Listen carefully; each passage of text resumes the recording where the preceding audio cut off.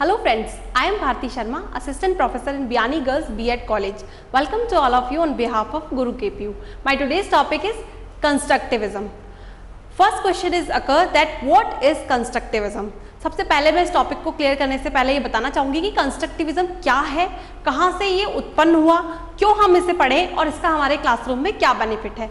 जैसा कि इसके नाम से ही प्रतीत हो रहा है, कंस्ट्रक्टिविज्म दैट इज ज्ञान संरचनावाद। ज्ञान संरचनावाद मतलब ज्ञान का निर्माण करना। कहाँ? हमारी कक्षाओं में, हमारी क्लासरूम में। किसके द्वारा? With the help of prior knowledge of student and by giving them motivation. इसका मतलब ये है कि विद्यार्थी कुछ ना कुछ अपना पूर्वानुभव या जो जिस भी एनवायरनमेंट से वो आता है उसमें पूर्व अनुभव होते हैं, वो अपने साथ लेकर आता है। उसी के साथ हमें उसे मोटिवेट करते हुए आज के वातावरण में हमारे कंटेंट तक पहुंचना है। एक तो होता है हम क्लास में जाएं और सीधे सीधे बोलना शुरू कर दें कि आज हम ये पढ़ाएंगे। एक होता है कि बच्चे का नॉलेज जाने कि उसने अब तक क्या सीखा है, आगे वो कहाँ जाना चाहता है, उसके बाद हम उसे उस कंटेंट तक लेकर आए। तो what is constructivism? Constructivism is the construction of knowledge with the help of prior knowledge of children by giving them motivation. Now from where is occur? ये कहाँ से उत्पन्न हुआ? ये उत्पन्न हुआ है न्यू ट्रेंड इन एजुकेशन।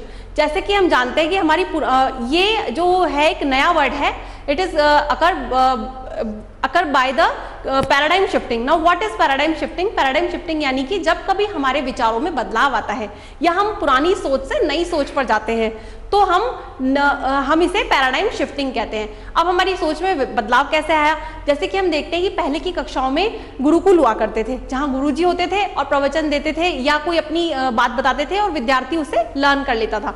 लेकिन आज ऐसा नहीं होता। आज की कक्षाओं में विद्यार्थी अपने ज्ञान का स्वयं निर्माता होता है। तो हम आज के पहले जो हमारी टीचिंग होती थी वो होती थी टीचर सेंटर टीचिंग, मतलब टीचर ही उसमें सब कुछ होता था। लेकिन आज जो हमारी टीचिंग होती है वो होती है चाइल्ड सेंटर टीचिंग, मतलब हम उसमें साइकोलॉजी भी पढ़ते हैं, विभिन्न प्रकार के बालकों को ध्यान में रखकर हम ज्ञान का निर्माण भी करते हैं। तो उसके लिए जब हमारी टीचिंग स्ट्रेटेजीज चेंज हो गई तो हमें अपनी स्ट्रेटेजीज भी चेंज करनी होंगी। तो उसमें हम ज्ञान संरचनावाद यानी कि कंस्ट्रक्टिविज्म का इस्तेमाल करते हैं ना। Why we use this? हम इसे क्यों यूज करें? क्योंकि ये आज के वक्त की डिमांड है, क्योंकि ये आज की लर्निंग के लिए बहुत जरूरी है। इसकी कुछ टूल्स और टेक्निक्स होती हैं जैसे कि कोऑपरेटिव लर्निंग। पहले क्या होता था? पहले होती थी कॉम्पिटिटिव अप्रोच होती थी कि पहले हम कंपटीशन क्लास में क्रिएट कर देते थे कि तुम्हारी 80% आएगी, तुम्हारी 90% आएगी और तुम्हें तो ये गोल रीच करना है। लेकिन आज ऐसा नहीं होता। आज हमारी कोऑपरेटिव अप्रोच होती है, मतलब आज हम सबको साथ लेकर काम करने वाली बात करते हैं। तो उसके लिए कुछ टेक्निक्स होती है। यहाँ मैंने लिखा है टूल्स ऑफ कंस्ट्रक्टिविज्म। सबसे पहले कोऑपरेटिव लर्निंग कि बालक को समूह में काम करने की आदत हो जाती है। दूसरा एक्सपीरियंशियल लर्निंग, वो अपने अनुभव से सीखता है। अनुभव से फॉर एग्जांपल जैसे कि एक तो होता है बालक सुनकर जितना सीखता है, 20% सुनकर सीखता है और 90% उसे गेनिंग होती है करने से, learning by doing.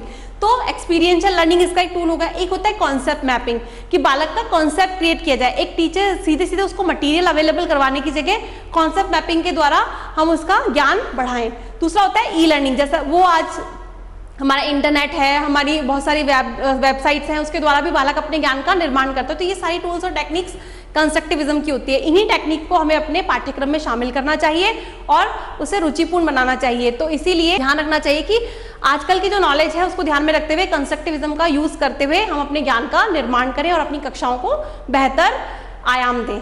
Thank you for watching and listening me. For further detail, please log on www.gurukpu.com.